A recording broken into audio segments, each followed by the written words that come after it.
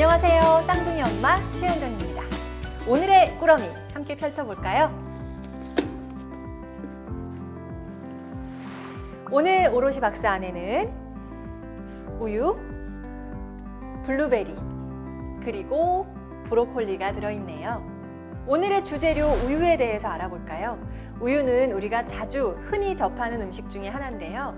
특히 성장기 아이들에게 있어서 우유가 얼마나 중요한지 그 중요성은 오랫동안 강조돼 왔습니다.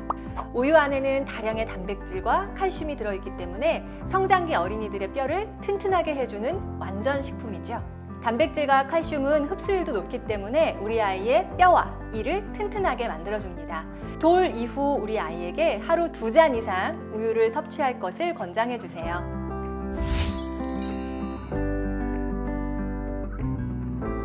오늘은 우유를 활용한 다양한 요리에 대해서 함께 살펴보겠습니다. 그 전에 오늘의 요리, 새우 브로콜리 리조또에 들어갈 중요한 식재료, 브로콜리에 대해서 알아볼까요? 브로콜리는 항암 음식으로 잘 알려져 있습니다. 녹색 채소 중에 가장 많은 영양소를 가지고 있다 해도 과언이 아닐 정도인데요. 카로틴, 비타민 C, 철분, 칼륨, 칼슘 모두 풍부하게 들어있습니다. 이 안에 들어있는 칼슘의 양은 시금치의 4배라고 하니까 실로 어마어마하겠죠. 특히 우리 어린이들은 칼슘과 비타민 K를 많이 섭취해서 뼈 성장을 도와주는 것이 좋습니다.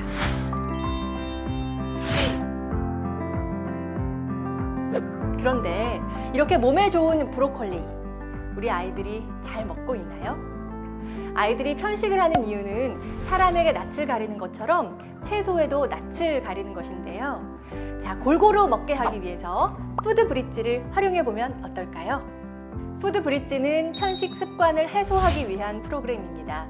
편식이 심한 아이들이 편식하던 재료를 단계적으로 접하면서 그 식재료에 대한 친밀감을 쌓고 나중에는 편식을 해소할 수 있게 되는 건데요.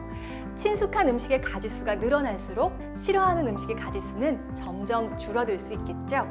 크면서 저절로 편식이 사라지겠지 생각하셨다면 아닙니다. 어릴 때 가지고 있는 식습관이 성인까지 이어지는 경우가 많기 때문에 어린 우리 아이에게 좋은 식습관 형성을 위해 마음을 기울여 주세요. 낯선 재료를 접하면 그 재료에 친숙해지기까지 적어도 8번의 노출이 필요하다고 하니까 그 점도 기억해 주세요. 푸드 브릿지는 싫어하는 채소나 과일을 처음에 5에서 10% 정도로 노출한 다음 점차 노출도를 높여가는 방법입니다. 푸드 브릿지는 총 4단계의 과정이 있는데요. 첫 번째 단계, 채소, 과일과 친해지기.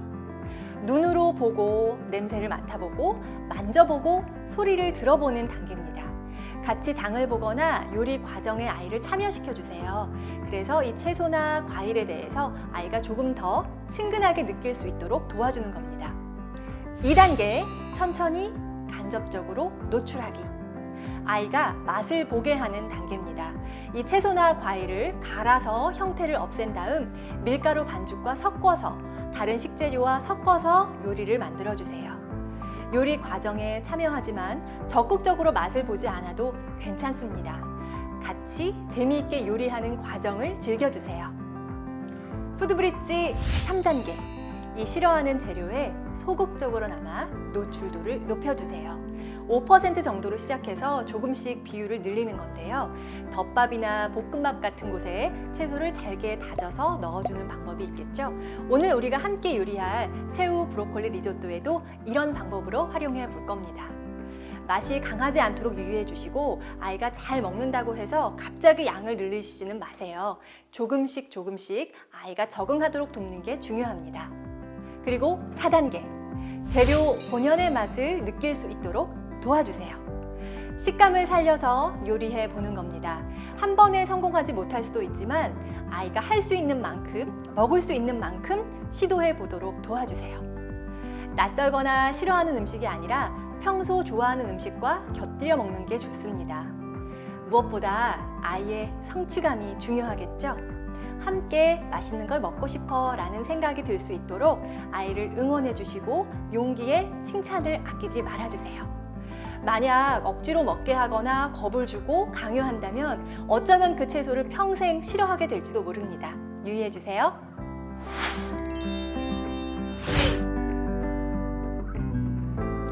제철 음식을 먹으면 좋다라는 말은 많이 들어보셨을 텐데요. 실생활에서 실천하기는 쉽지가 않으셨죠?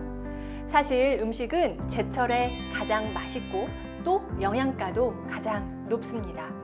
우리 아이들에게도 어릴 때부터 제철 음식으로 올바른 영양 섭취와 식습관을 길러주는 게 중요하겠죠. 우리 아이의 성장을 위해서 제일 중요한 것 중 하나가 바로 제철 과일과 채소를 적절히 섭취하기입니다. 제철 과일과 채소에는 무기질과 비타민이 그 어느 때보다도 풍부하게 들어있으니까요. 그럼 우리 제철 과일과 채소와 더 친해질 수 있는 놀이 해볼까요?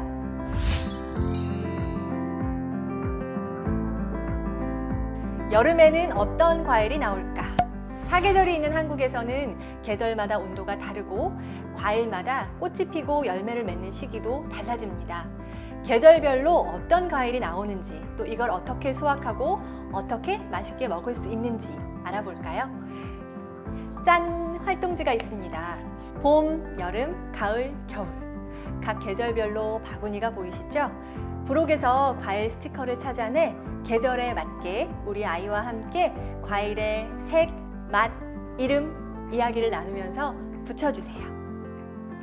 오롯이 박스에 담긴 과일과 브로콜리를 짜잔 이렇게 준비했습니다.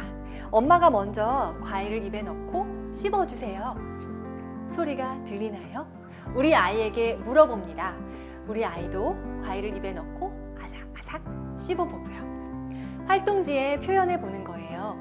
과일마다 소리가 어떻게 다른지, 어떤 소리가 들리는지 이야기를 나눠볼 수 있습니다.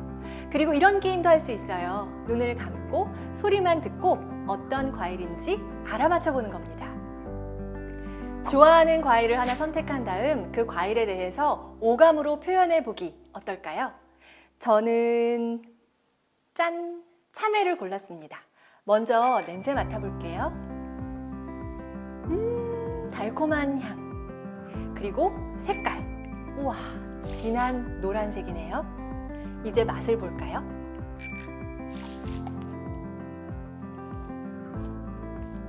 달콤하고 상큼한 맛. 소리도 들으셨나요? 씹을 때 나는 소리. 아삭아삭, 오독오독, 탱글탱글. 여러분은 어떤 소리를 들으셨나요? 그리고 입속에서 나는 느낌도 느껴봅니다. 단단했다가 씹을수록 점점 부드러워지네요. 이 느낌도 한번 표현해 보세요. 과일에 점차 친숙해지는 우리 아이를 발견하고 이제는 거부감 없이 과일을 즐길 수 있게 될 거예요. 그럼 우리 아이와 함께 제철 과일을 활용한 요리 함께 만들어 볼까요?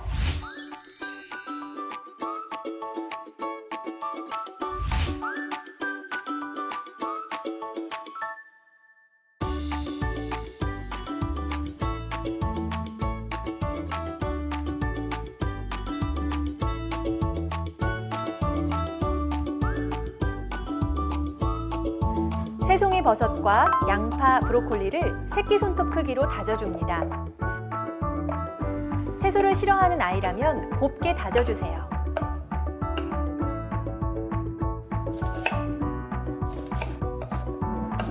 알록달록한 색을 내고 싶다면 파프리카나 당근을 취향껏 넣어주세요.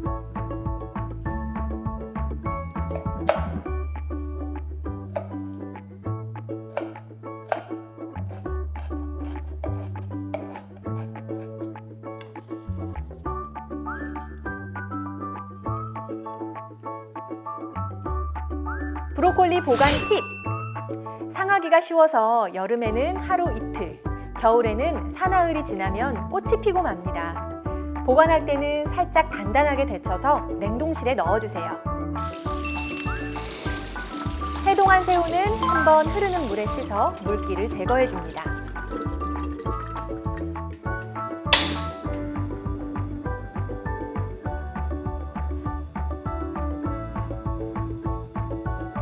달군 팬에 기름을 두르고 양파를 넣어 투명해질 때까지 볶은 뒤 버섯과 새우를 넣고 함께 볶아줍니다.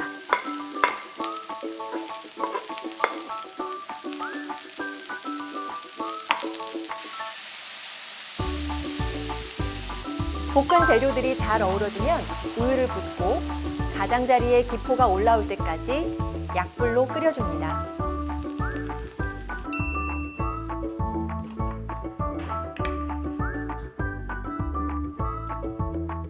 밥을 넣고 잘 섞은 뒤 점도가 생길 때까지 눌러붙지 않도록 계속 저어줍니다. 치즈를 넣고 치즈가 모두 녹아서 되직해지면 불을 끄고 소금과 후춧가루로 간을 해 접시에 담아 완성합니다.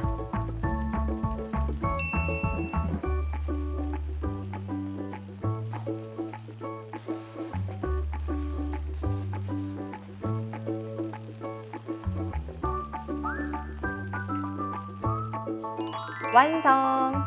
리조또는 식어 보여도 안쪽은 뜨거울 수 있으니까 잘 식힌 다음 아이에게 주세요.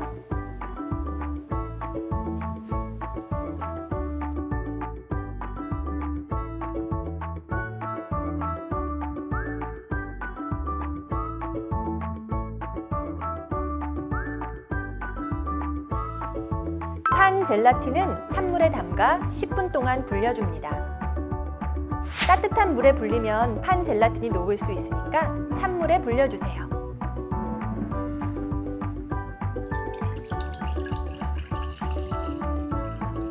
냄비에 우유와 설탕을 넣어 약한 불로 데워 가장자리에 기포가 생기면 불을 끕니다.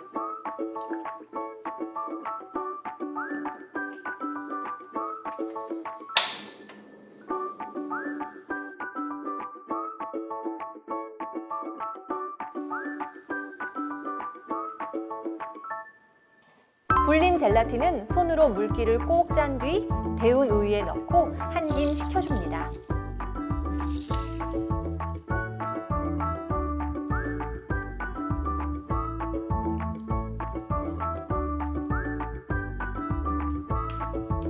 제철 과일을 잘라 절반은 용기에 담은 후 젤라틴을 넣은 우유를 부어 냉장실에 3시간 정도 굳혀줍니다.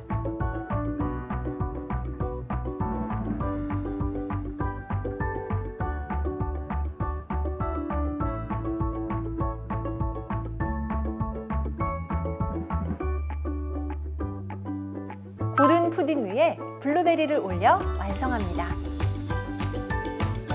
다양한 제철 과일로 응용해보세요.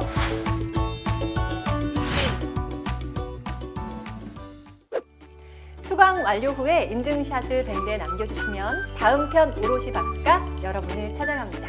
다음 편에서는 달걀과 닭고기를 활용한 요리, 달걀 브로콜리 샌드위치, 달걀 닭고기 덮밥을 만들어 볼게요. 다음 편도 기대해 주세요.